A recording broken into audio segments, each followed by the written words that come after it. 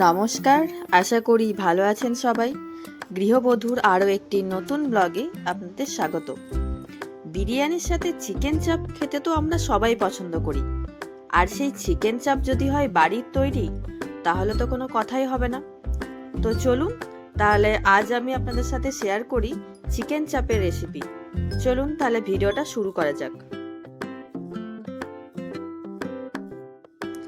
Chicken চাপের জন্য আমি প্রথমেই নিয়ে নিয়েছি চিকেন। আপনারা দেখতেই পাচ্ছেন চিকেন চাপের চিকেনটা কিন্তু একটু সাইজটা বড় হতে হবে। এবার নিয়েছি আমি কাজু বাদাম আর চারমগজ। এবার আমি এটাকে মিক্সিতে বেটে নেব।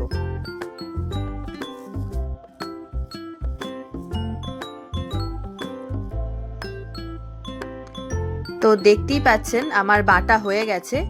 এবার আমি এই পেস্টটাকে চিকেনের ওপর দিয়ে দেব।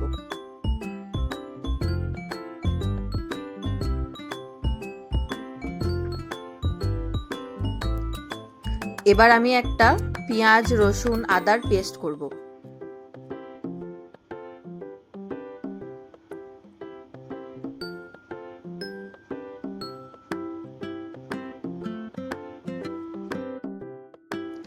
পেস্ট হয়ে গেছে, এবার এটাকে চিকেনের ওপর দিয়ে দেব।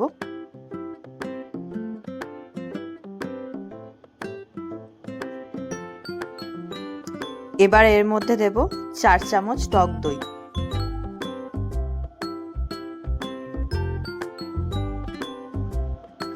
এবার দিয়ে দিচ্ছি একটু কাশ্মীরি লাল লঙ্কা গুঁড়ো, আর দিলাম একটু লবণ, একটু ওপর থেকে চিনি ছড়িয়ে দিলাম, একটু গুঁড়ো দুধ, আর দিলাম একটু ছাতু। এবার একটু ওপর থেকে সাদা তেল ছড়িয়ে দিলাম। এবার ভালো করে এটাকে মাখিয়ে নিতে হবে।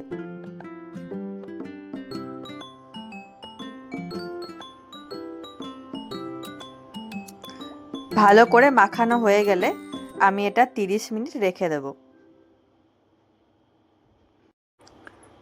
তাহলে ভালো করে মাংসটা ম্যারিনেটও হবে, প্লাস ভিতরে মশলাটাও ঢুকবে।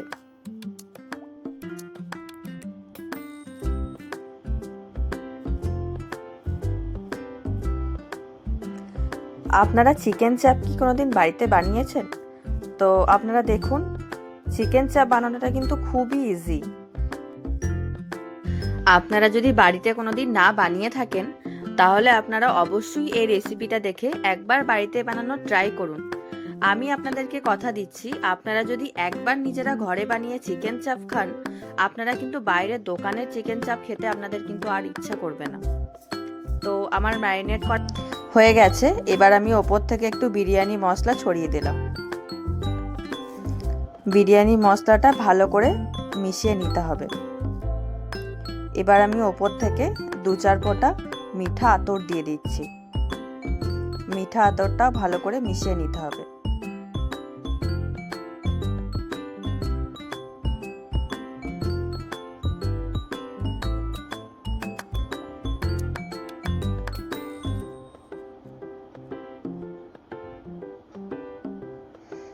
ওপর থেকে আমি একটু ঘি দিয়ে দিলাম।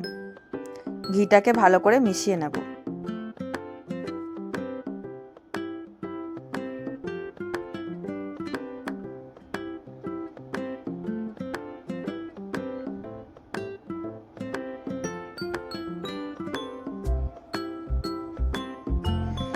এবার আমি একটা তাওয়া বসিয়ে দিয়েছি। তো এবার আমি ওপরে একটু তেল দিলাম। এবার দিয়ে দিচ্ছি একটু ঘি, আর একটু দেব বাটার। এবার ভালো করে আমি তেলটাকে গরম হতে দেব।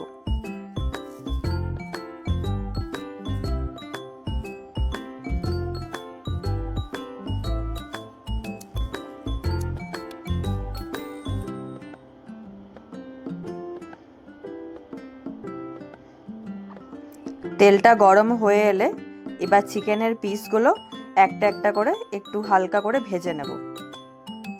গ্রেভিটা এখন দেব না, ফার্স্টে চিকেনগুলোই গ্রেভি থেকে তুলে দেব। চিকেনটাকে একটু জাস্ট ভেজে নেব।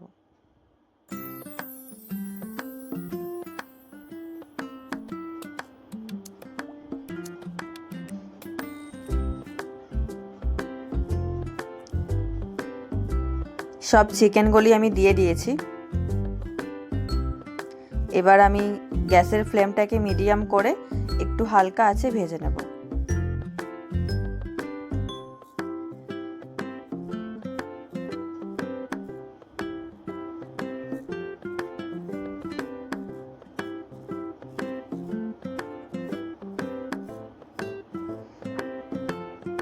একটু হালকা ভেজে নিলে কি হবে, যখন আপনারা চিকেন চাপটা খাবেন দেখবেন খুব সুন্দর একটা স্মোকি ফ্লেভার আসবে।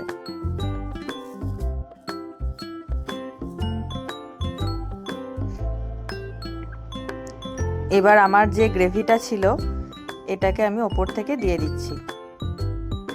ভালো করে মাংসর সাথে মিশিয়ে নিতে হবে।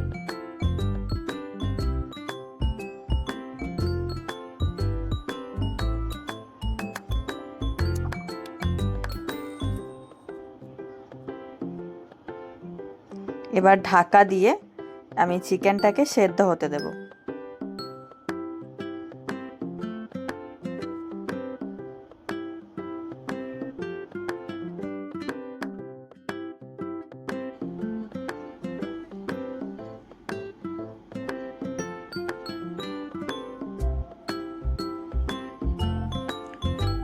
তো দেখতেই পাচ্ছেন আমার চিকেনটা সেদ্ধ হয়ে গেছে আর গ্রেভিটারও খুব সুন্দর একটা কালার এসেছে। আমাদের চিকেন চাপ রেডি হয়ে গেছে।